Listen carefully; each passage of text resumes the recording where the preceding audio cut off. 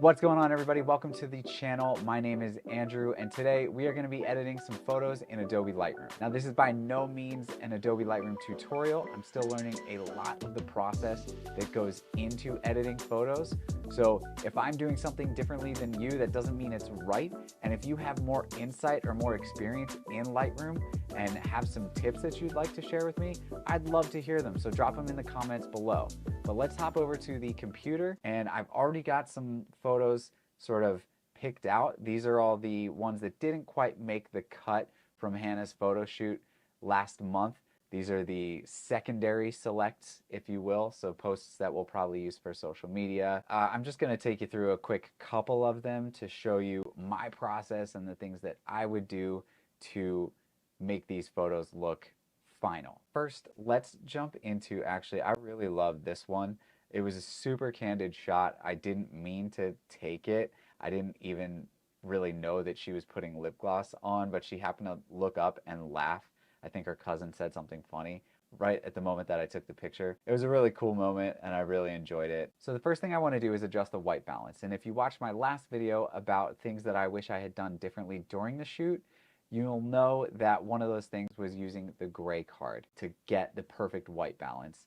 And I didn't do that, but there is a little trick that we can use that I picked up from YouTuber David Manning. You can use your subject's eyes, or you can use their teeth and use the color picker inside Adobe Lightroom to try to get that white balance. Now I'm gonna go even better than her eyes or her teeth because we've got this lip gloss here that the stick is white. So I'm gonna go ahead and click that, and it's going to adjust what should be white balance for this photo. It looks decent. It looks maybe a little bit red, so I might bring it closer to green. Maybe not. Actually, that doesn't look too hot.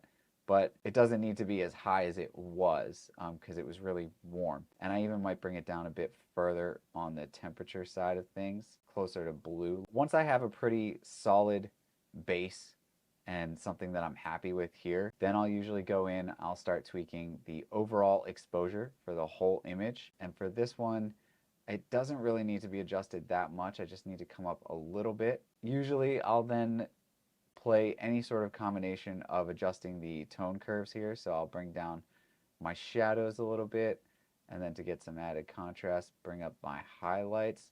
For these photos though, because we were working with such harsh light with the sun, I didn't really feel the need to actually boost the highlights all that much. If anything, I kind of wanted to pull them down. But I do want to create more depth in the image by getting more shadows. So I might come over to the contrast slider, play with that until I'm happy. This is looking pretty decent. Might boost the saturation just a little. And I might change this later too. You never know. This is a good starting point, but now here is where I'm going to dial in a little bit more. I'm going to come over to the masking feature. And what I like about Lightroom on the PC or on Mac that's not on iPad is it has this AI people detection that is really taking a long time to load right now. But what it does is it masks out the person intelligently, so that you can customize specific parts of the image. So again, it notices that there's a person, so I can click that and I can either choose to mask out the entire person or just her face, her body, her eyebrows, you know, whatever. I can really fine tune the look of the image that I want. And what I typically do with Hannah's photos is I take the face skin and the body skin, I create one mask. And then we tweak there to try to get her just a little bit tanner, because yes, she did get a tan for the photo shoot, but we want to bring her skin tones just a little bit more natural because I was shooting in a flat color profile and we just want to make her look a little bit more warm. So I'll add some again, some shadows, get some contrast going a little bit, and that's really starting to make her look a little bit better. So here's the before that mask and there's after. So that's usually what I'll do step number one wise. Then I'm going to create a different person mask just to brighten up her teeth a little bit. What I'll do is I'll come over here And sometimes I'll play with the highlights, and then I'll actually start playing with the white balance and bring them over more towards the cool side. Again, nothing crazy, but we just want to brighten them up just a little bit. And again, that's looking pretty good. We don't want to go over the top with the exposure. And actually recently I've barely been putting any exposure on there. Okay, I'm pretty happy with that. Typically, sometimes what I'll do is I'll also brighten up her eyes. Her eyes are really popping in this image already, so I don't think I'm gonna tweak them too much. I might come over, and what I'll do is take the background, and Lightroom's gonna intelligently select the background of this image, and I'm gonna bring the exposure down on it a little bit to help separate her from the background a little bit more, and that's looking pretty good to me. There's not much else I would do with this photo. Here's the before, and there's the after. So we got before, and then that's what it looks like with those minor adjustments. I might come back into the overall edits and again really play with that color temperature and pull it down some more so it doesn't look as yellow, orange, whatever you want to call it. Honestly, not looking too bad. For some of these, I actually will use a brush mask. Let's see how this looks. I'll use a feathered brush mask, and I'll just come in and I'll brush around where her muscles are and the shadows that are being created by her muscles. Again, not going too crazy. And with those, what I'll do is I'll mess around with the shadows, trying to make them darker. You can kind of see it's working a little bit. Maybe play with the contrast to bring more definition to those spots. And now you've got something that's looking pretty good. We've got the before and we've got the after. I know a lot of people mess with the color mixer, the color grading. That's something that I'm still trying to work on, but it's something that I don't want to play around with too much. Or it's something that I honestly didn't play around with too much on these edits. That doesn't look too bad though after doing that. Yeah, that actually looks kind of cool. You know, I'm pretty satisfied with this, honestly. I'm sure some people are gonna tell me that it sucks and that I should be doing something a little differently, but you know, this is a process that works for me. It might be different for you, and that's okay. So I'm happy with those edits for right now. I'm gonna leave it. She'll probably tell me to change something later, and that's fine too. Let's come back. Let's actually come back to this one. Now, so this one is a little bit different. This one, my friend Jay Sean, who was my B cam operator, he shot it on his camera, which is a Canon. So the color profile is a little bit different than mine. So I might have to make some more tweaks, but we really liked this one because we had her hair sort of flowing in the wind here. So let's first take a look, and I'm gonna actually, yeah, increase the exposure quite a bit. Contrast I might actually pull down some just so we can get some separation between her and the background of the image. But again, I'm gonna mess with those curves. Probably boost the highlights on this one. Mids, yeah, it's a little bit of a game, especially when you're not quite as adept at it as other people. Oh, and I totally forgot the white balance. Right. So let's see if I can get in there on her eyes. We're going to try the color picker. And again, it's as simple as coming over to the pupil of her eye, clicking. And honestly, I think that got us to a pretty decent spot. So we were really dark before, and now we're brightening her up a little bit. I don't feel like the need to change the tint too much, but let's come on down to the color grading section and try to get her skin tone looking where it should. Okay, let's jump over to the masking section. Again, it's going to search for her. And I just find that this is the easiest way for me to go in and make the edits that I want to make. Now, starting out, I actually want to start with her hair for this one because what I like doing in some of these images where it's a little bit harder to see her hair, I will brighten it up and I'll try to add some contrast back in. Maybe increase the whites a little so you can see it. Again, just so there's like separation from the background. Because her hair is not super dark to begin with. We're going to create a new mask with the background. It's going to detect it. It found it pretty well, and we're going to increase that exposure some more, just a little bit, so that we can see some of the detail that's going on behind her. And that's good. I really like that. Let's take this brush tool. Again, we're coming right into those shoulder muscles, the tricep.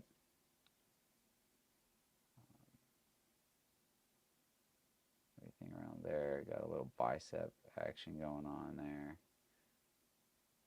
Definitely her forearms. This woman has some of the most insane forearms that I've ever seen. But again, just kind of picking and choosing my muscular points that I want to work on. And then from there, boosting some contrast. You can see how it's changing. So if you add in that contrast, drop the shadows down to make them a little bit darker, it adds to the definition of the photo. So there's a before and there's the after.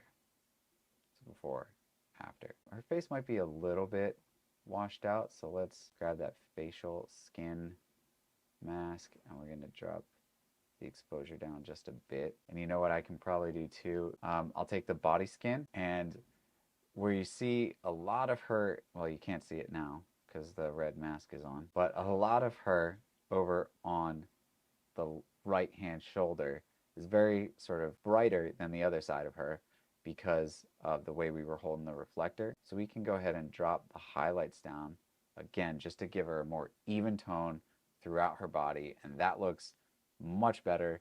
That's probably something that I will be saving, and that's that edit. So before, after. I don't like to mess around with these things a lot. I don't like to go super edited, just enough so that it looks natural. I might throw some grain on there, some film grain, but for the most part, I try to keep it really simple, mostly because I don't know what I'm doing. Let's do one more. Yeah, let's do one more where we can really see the big guns. We want to see the big guns. So first things first, coming over here, grabbing that color picker and looking for some white. So we are going to go right for those eyeballs. And that honestly is much closer to the color of the gym than what the camera picked up. So I think this looks great. Then jumping in, brightening up the image a little bit, adding some contrast back in, coming over to the color or the tone curves here. Wow, look at that. Just those tiny things made it go from that to that, and it's popping a little bit. Yeah, this looks really cool. I'm gonna darken the shadows just a bit because I really want her black to be black on the sports bra. This looks fine to me. Play around with saturation. I think I'm gonna leave the saturation.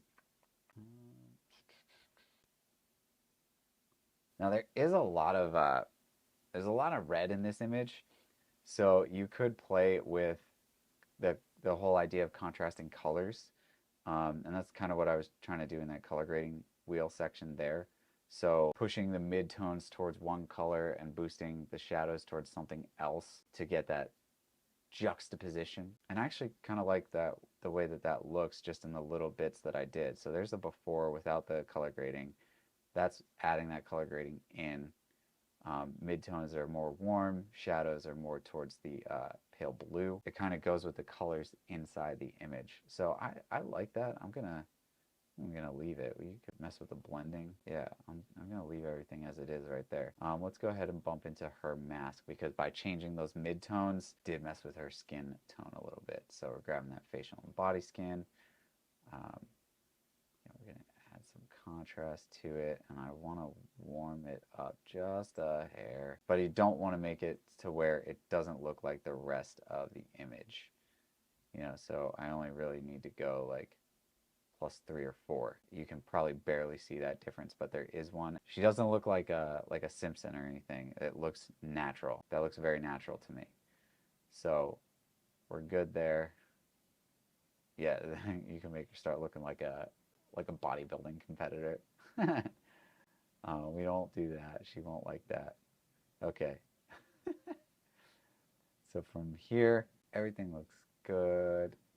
Yeah, I'm happy with that. Let's get another teeth mask going again. Just bringing the white balance of the teeth down. The white's a little bit up. Nothing crazy. Like that, I like that change. That's a nice little change there. From here, going into my brush tool, and let's really accentuate that delt. Got a nice bicep muscle. Look at all these lovely shadows for us to work with. I love this. Okay, so we just want to grab those. Any lines where there's muscles. Gosh, this chick's strong. And again, let's mess with the contrast. We're adding that in. Look at the difference that makes. Adding in that contrast, bumping that shadow slider down.